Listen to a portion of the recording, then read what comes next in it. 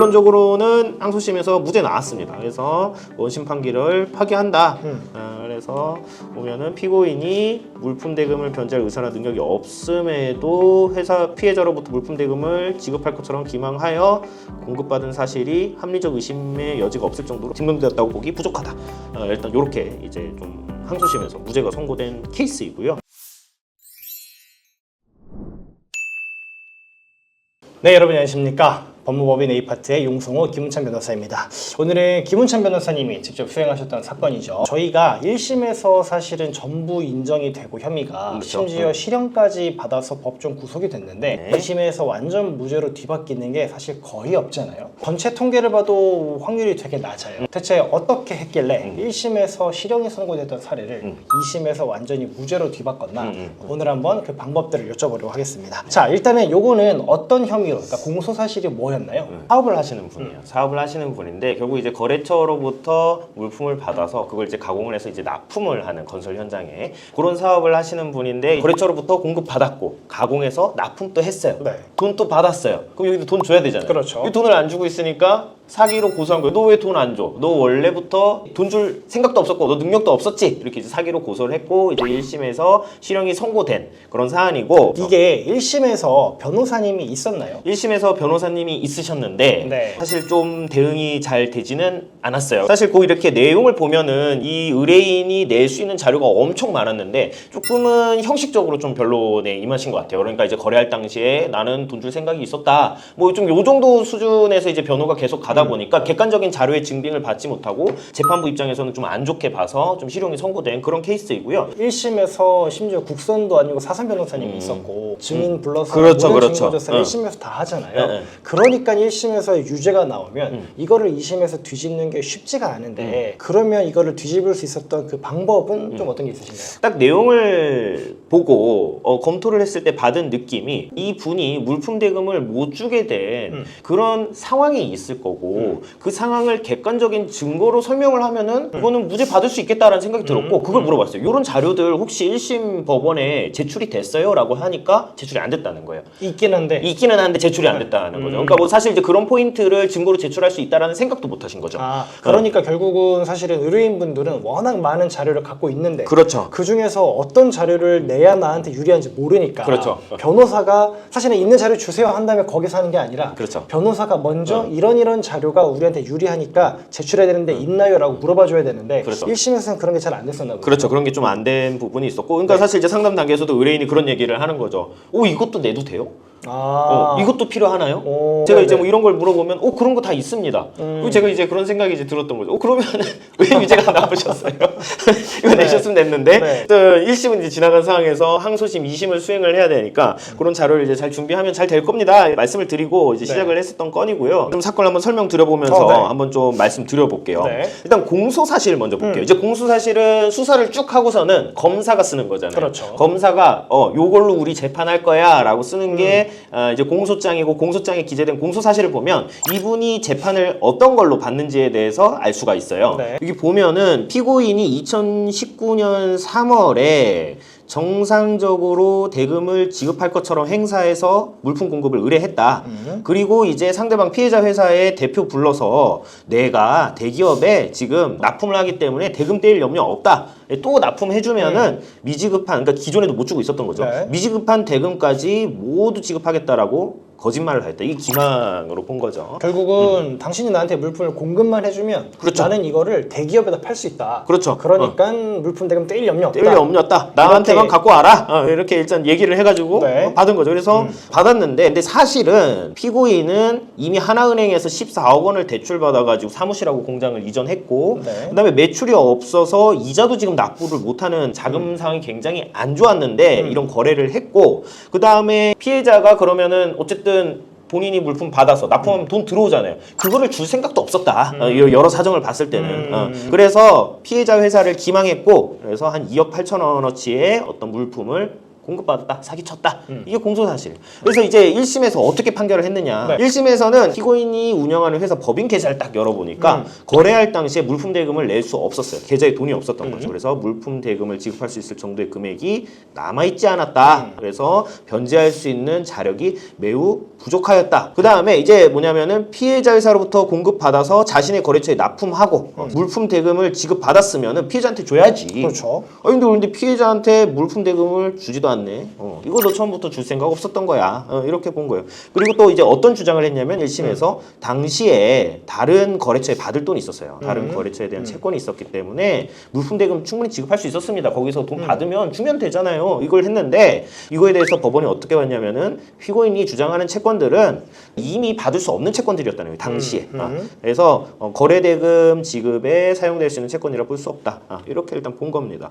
그리고 이제 좀 요 포인트가 법원이 좀 안 좋게 본 것 같은데 그러면서 좀 돈을 못 주고 있으니까 이제 피고인 또 의뢰인 또 그 회사 사정이 얼어지잖아요. 그렇죠. 공장에 기계들을 판 거예요. 기계를 팔아서 이제 돈을 한 2억 6천만 원 정도를 지급받아서 큰 돈을 받으셨죠. 네. 그럼 이제 이걸 어떻게 하겠어요?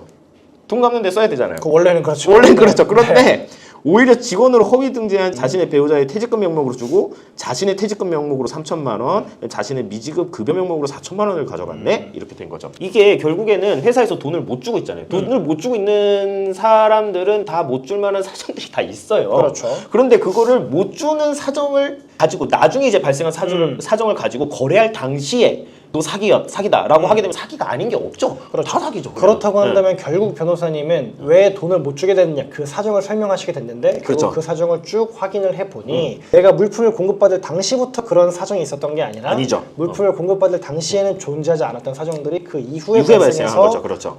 물품 대금을 지급하지 못했다라는 쪽으로 변론을 하신 걸로 근데 맞으신가요? 맞습니다. 정확합니다. 그러니까 결국에는 물품을 공급받을 그 당시를 놓고 봐야 된다. 우리 그 당시 한번 설명을 하겠습니다가 된 거죠. 그렇죠. 네. 그래서 이제 한번 제가 이제 어떤 식으로 변론을 했는지 일단 좀 설명을 드리면요.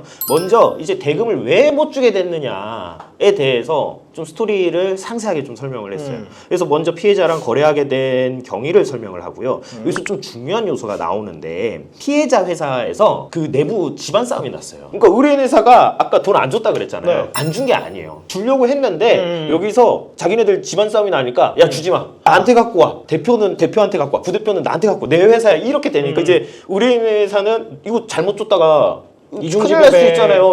그러니까 이제 못 주고 있었던 거죠. 그러니까 당시에 의뢰인 회사도 변호사한테 가서 상담도 받았어요. 이거 누구 줘야 돼요? 하니까 이거 일단 주지 말고 가지고 있으세요. 이렇게 된 거예요. 이거를 이제 일단 가지고 계셨고 그러니까 이제 피해자 회사에서 너 왜 또 안 줘? 너 물품 대금 줘야 되잖아. 소송을 제기를 한 거예요. 네. 그러니까 이 지금 주거래처거든요. 주거래처랑 물품 대금 소송이 걸리니까 여기서 이제 또 납품을 못 받잖아요. 의뢰인은 물품을 받아서 팔아야 해서 이게 사업이 계속 돌아가는데 지금 이제 물품 공급이 여기서 막힌 거예요. 이게 다른 거래처를 뚫으려고 하니까 어떤 일이 벌어지냐면 야, 너 물품 대금 안 줘가지고 소송 걸렸다며? 내가 널 뭘 믿고서는 물품을 주냐? 나 못 줘. 그래서 다른 데서도 물품을 안 주네. 그럼 이분은 어떻게 해요? 납품을 해서 돈 받아야 되는데 그게 그렇죠. 안 되잖아요. 그러니까 이제 경영이 굉장히 어려워지게 된 거예요. 일단 이런 스토리가 일단 있습니다. 그래서 오른쪽에 있는 거는 이제 실제로 썼던 서명 간단하게 일부를 그냥 좀 갖고 왔는데 네. 이게 소송 전에 휘말렸던 소문이 나자 다른 업체들은 공급을 꺼리게 되어 경영상 어려움이 발생하였습니다. 설상가상으로 기존 거래처에서 받아야 할 채권을 제때 받지 못하면서 자금 경색이 발생했습니다. 이제 불운했던 게 2019년도 하반기에 큰 공사를 진행하기로 돼 있었는데 이게 지금 취소가 된 거예요, 이게 또. 근데 2019년 하반기면 아까 전에 이제 공소 사실은 2019년 상반기였잖아요. 상반기죠, 그렇죠. 근데 이제 갑자기 회사의 자금이 어려워지게 된 게 2019년 하반기가 되는 거죠. 건가 보네요. 그래서 이제 실질적으로 저희가 받아야 될 돈들도 이렇게 좀 보시게 되면은 좀 정리를 해가지고 제출을 했죠. 증거들도 보시면은 다 첨부가 된 거를 보실 수 있을 거예요. 네. 그래서 이렇게 지금 회사가 어려워진 이제 스토리를 일단 설명드리고 이제 사실관계를 토대로 이제 변호를 해야겠죠. 요걸 토대로 좀 법률적으로 어떻게 갔는지 한번 보면은 네. 물품 거래 관계에 있어서 사기죄가 성립하려면 거래 당시를 기준으로 판단해야 됩니다. 거래를 할 당시에 납품 대금을 변제할 의사나 능력이 없어야 한다. 그런데도 이걸 속이고 거짓말을 해서 물품 등을 편취할 고의가 있어야 된다.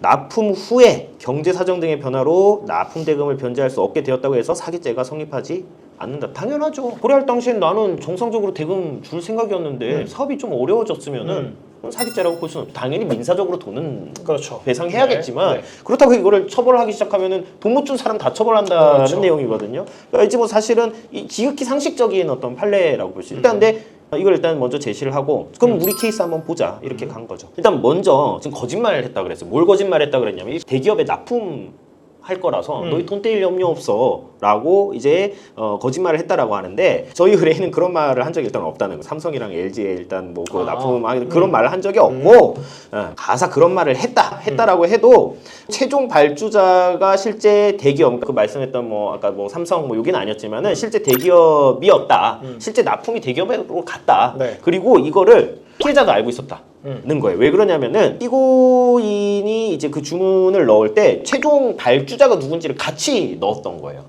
이 사람한테 물품을 받을 때 누가 발주해서 내가 너한테 물품 그렇죠. 요청하는 거야 네, 이런 얘기를 했다라는 그렇죠. 게 자료로도 남아있어요. 자료로 남아있죠. 1심에 안 냈어요? 안 냈죠. 그러니까 지금 여기 다시 네. 냈잖아요. 그러니까 네. 최종 발주자가 대기업이라는 사실을 잘 알고 있었습니다. 그래서 지금 이제 현장별 매출 내용 거래 살펴보면 현장명에 이렇게 써져 있습니다. 네. 발주처 회사명이 정확히 기재되어 있습니다. 그래서 이제 뭐 실질적으로 이런 부분들에 대해서 좀 강조를 이제 했던 것이고요. 두 번째가 이제 좀 더 중요한데 네. 거래 당시를 기준으로 보면은 사기 고의가 존재하지 않는다는 거예요. 2019년도 초에 거래가 있었잖아요. 네. 2019년도 1월 1일부터 9월 6일까지 입금된 금액을 보게 되면은 지금 총 한 12억 정도의 현금 흐름이 있었던 거예요. 그러니까 네. 사실상 이분이 사업을 안 한 게 아니거든요. 네. 12억이 왔다 갔다 하는 어쨌든 실질적으로 사업을 했고 돈거래가 일단 있었다. 그래서 좀 매출을 쭉 보게 되면 19년도 하반기부터 매출이 급감을 한다. 그러니까 이거에 대해서 사실은 공급 당시에 변제 능력과 변제 의사가 없었다는 공소 사실은 전제부터가 타당하지 않다라는 점을 좀 지적을 했습니다. 네. 그러니까 결국에는 공소 사실에서 말하는 너 거래할 당시에 돈 없었지? 아니다. 그때 충분히 능력이 있었다는 거를 이제 설명을 한 거고요. 그다음에 하반기부터 상황이 악화된 것은 말씀드린 여러 요인들. 먼저 기존 거래처로부터 받지 못한 미수 채권이 발생했고 진행 예정이던 공사 현장이 취소가 됐고요. 그다음에 이제 피해자 회사에서 분쟁이 발생해서 공급이 정면 중단됐다. 그러면 이제 다른 데로 이제 공급선을 전환하는 것이 어려워서 추가 공사 계약을 수주하기가 어려웠다. 그리고 코로나도 터졌다. 그러니까 2019년도 하반기 매출액이 2억 5천만 원으로 굉장히 급감했다. 요거를 이제 쓴 거죠. 그러니까 거래하고 난 이후에 어떻게 좀 사업이 어려워지게 됐는지를 다시 한번 설명하면서 고의 존재하지 않는다. 이걸 한 거고요. 그러면 이제 좀 계좌도 한번 볼게요. 계좌를 보게 되면은 기간별로 일단 차이가 있긴 하나 지금 어쨌든 계속 그 현금 자체는 1,700만 원 정도 현금은 계속 계좌에 일단 있었고 물론 지금 거래를 통해서 우리가 내야 될 돈 2억 정도니까 이 돈이 충분하지가 않다라고 보더라도 지금 우리 의뢰인은 여기서 받아서 납품하면 거기서 돈 받잖아요. 그리고 여기서 가잖아요. 근데 이게 굉장히 일반적인 거래 관행이라는 거죠. 국내 건설공사 관행상 충분한 금액이 예치되어 있지 않다 하여도 그것만 가지고 피고인에게 편취고의가 있다고 보는 것은 타당하지 않습니다. 왜 그러냐면은 실질적으로 보게 되면은 최초의 그 원 발주자가 돈을 주고 안 주고에 따라서 실질적으로 어떤 의뢰인, 피고인의 계좌 상황이 변할 수 있는 것인데 이거는 사실 어떤 거래 관행과 피고인이 컨트롤할 수 있는 부분은 또 아니잖아요. 여기서 돈을 주고 안 주고는. 그러니까 이것 때문에 어떤 우연한 사정 때문에 갑자기 사후적으로 이 사람이 여기서 발주자가 돈을 잘 주면은 사기가 아니게 되고 발주자가 돈을 안 주면 사기가 되고 이 바뀌는 거는 부당하다 이런 주장을 일단은 하게 되었고요. 공소사실에 그런 내용이 있잖아요. 네. 550만 원이었나요? 어떤 그 정도의 이자, 대출을 그렇죠. 납부하지 네, 못할 못하고 정도로 있다. 네. 좀 자금이 어려워졌다라고 네. 했는데 그런 부분은 좀 어떻게 그거 지금 사실 여기서 제외를 했는데요. 반박했던 내용이죠. 그러니까 사실 이 사람의 앞선 어떤 매출이 나왔던 수준이나 지금 계좌에 어떻든 1,700만 원이 계속 유지되고 있었잖아요. 1,700만 원이 유지되고 있었다라는 건 뭐냐면은 어쨌든 비용 지출을 하면서도 그 정도는 계속 일단 있었다는 것이거든요. 그러니까 이자 550만 원 내는 거는 의뢰인한테 그렇게 어려운 일이 아니었어요. 계좌를 보면은요. 잘 냈고요. 그러니까 이제 실질적으로 보게 되면은 550만 원 이자 그거에 대해서 납부에 어려움을 겪고 있었다라는 어떤 사정을 제시하면서 당신 그때 거래할 당시에 돈 없었잖아라고 하는 것은 부당하다라는 주장도 포함이 되어 있습니다. 그다음에 이제 그 이후에 이제 내용을 보게 되면은 당신 그래서 경제적 사정이 어려워져서 공장 기계를 팔았으면 돈 갚아야지. 배우자랑 너가 퇴직금이랑 임금 명목으로 가져가면 어떡하냐. 그러니까 이것도 재판부가 좀 안 좋게 보지 않았을까. 그래서 이제 요거에 대해서 사실 설명을 해줘야 되거든요. 그래서 이 사건 공급은 19년도 4월부터 6월 사이에 이루어졌고 공장 기계를 매각한 시점은 19년도 11월이다. 사업이 어려워지고 나서. 그러니까 범행이 이루어지고 나서 6개월 이후에 이루어진 기계 매각을 이유로 피고인을 유죄로 판단하는 것은 거래 당시를 기준으로 편취 고의를 판단해야 된다는 대법원 판례의 법리에 맞지 않습니다. 이거는 나중에 회사 어려워져서 팔고 이거를 본인이 가져가든 거래 대금에 쓰든 그거는 거래 당시에서는 예상할 수 없었던 사정입니다. 지금 이 회사가 계속 사세 확장을 했어요. 아까도 보면 얼핏 보면은 대출 받아서 공장 이전하고 이랬다 그랬잖아요. 그러니까 사실 피고인이 굉장히 사업 성실하게 하신 분이에요. 그러니까 이분이 거의 돈을 거의 잘 안 가져가셨어요. 그리고 사비 출자도 많이 하셨고 배우자랑. 그리고 이제 가족 회사가 보시면 아시겠지만 배우자가 들어와서 일 다 합니다. 그렇죠. 네, 배우자가 와서 일해요. 급여 안 받고. 격리 업무도 하고. 격리 업무도 하고 온갖 그런 일들을 다 한단 말이에요. 그러면은 이분이 이제 사세 확장하면서 이제 돈도 그냥 안 가져가고 했는데 이분도 어쨌든 이제 사업이 이제 돈 망할 것 같으니까 아 이거 안 되겠다. 그래도 내 살 길은 좀 마련해 놔야지 하면서 이제 그때 가져가신 거예요. 그러니까 그동안 받지 못했던 그렇죠. 급여 같은 것들을 이제 가져가는 그렇죠. 거라는 거죠. 네. 그래서 이 사건 회사 설립 이후 피고인은 이 사건 회사로 7억 원. 배우자는 7억 3천만 원. 이걸 입금해서 회사 운영 경비로 사용했고 피고인은 회사 대표였는데 16년도 1월부터 19년도 4월까지 2억 4천만 원의 급여를 가져가지 않았다. 그러면 사실은 이제 정당한 임금 채권과 퇴직금 채권은 당연히 있는 거거든요. 그렇죠. 네. 그럼 당연히 있으면 이거는 법적으로 봤을 때 일반 채권에 우선해요. 임금 채권은 먼저 가져갈 수 있어요. 그래서 근로자가 회사로부터 돈을 못 받으면은 회사가 다른 거래처에게 줄 돈보다 먼저 갈 수 있는 선순위 채권으로 봐야 되는데 그런 선순위 채권을 피고인과 그 처가 변제받은 것이 부당하지 않다. 그리고 만약 이게 문제가 돼서 강제집행 면탈에 해당하는지는 변론으로 하더라도 이걸 가지고서는 기망의 고의가 있었다라는 것을 역으로 말씀하신 것처럼 역으로 추단하는 건 적절하지 않다. 네. 이런 주장을 이제 하게 된 것이죠. 이분 보게 되면은 어제 애를 엄청 쓰셨어요. 어쨌든 회사 살리겠다고.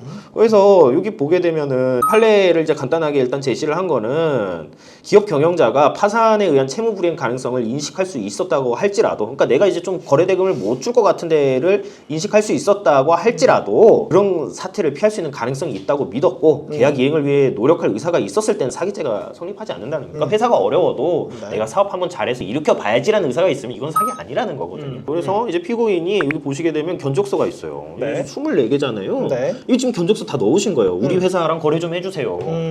이렇게 해가지고서는 스럽게 견적서 만들어가지고서는 지금 각 회사들한테 다 넣은 거예요. 결론적으로는 항소심에서 무죄 나왔습니다. 그래서 원심 판결을 파기한다. 그래서 보면은 피고인이 물품 대금을 변제할 의사나 능력이 없음에도 회사 피해자로부터 물품 대금을 지급할 것처럼 기망하여 공급받은 사실이 합리적 의심의 여지가 없을 정도로 증명되었다고 보기 부족하다. 일단 이렇게 이제 좀 항소심에서 무죄가 선고된 케이스이고요. 네. 사건을 이제 보게 되면은 의뢰인분들께서 자료들을 많이 가지고 있어요. 네. 근데 그게 뭘 내야 될지, 이게 과연 이 사건이랑 연결이 되는 자료인지 에 대해서 잘 모르시는 경우가 많다. 일단은 그래서 그런 부분들을 변호사가 좀 정리를 해서 제출을 하면은 충분히 좋은 결과가 있을 수 있고, 사실은 1심에서 안 좋은 결과가 있더라도 내가 어찌 충분히 낼 수 있는 주장과 자료를 안 낸 상황이라면 항소심에서 당연히 번복되고 유리한 결과를 이끌어낼 수 있다 라는 점을 좀 알 수 있는 사례다라고 보시면 될 것 같아요. 1심에서 완전히 유죄가 나와서 실형까지 선고받았던 이 사건을 2심에서 무죄로 바꿀 수 있었던 가장 큰 요인은 뭐라고 생각하시나요? 사기가 아니었어요. 아, 사건 자체가 사기가 아니었다. 하지만 사기로 해석되는 그런 억울한 일이 굉장히 많이 벌어진다. 그럼 변호사의 어떤 역할은 그런 어떤 억울함이 없도록 하는 것이라고 그렇죠. 생각을 네. 하거든요. 그러면 사기가 아니었다라는 거는 제가 이렇게 말씀드리잖아요. 그런 분들은 다 자료와 증거가 다 잘 남아 있습니다. 그렇기 때문에 그런 부분들은 사실 초기에 전문성 있는 변호사를 찾아가서 잘 대응을 하시면 이것도 수사 단계에서도 끝낼 수 있었던 사건이에요. 제가 봤을 땐 그렇거든요. 그래서 이제 좀 그런 점을 좀 참고를 하시면 좋을 것 같아요. 오늘은 이제 1심에서 전부 유죄, 실형 선고받았는데 2심에서 완전히 무죄로 뒤집은 사건 제가 설명을 드렸고요. 오늘 영상 보시고요. 궁금하신 점 있으시면 댓글 남겨주시면 제가 친절하게 상담 진행해 드리도록 하겠습니다. 감사합니다. 감사합니다.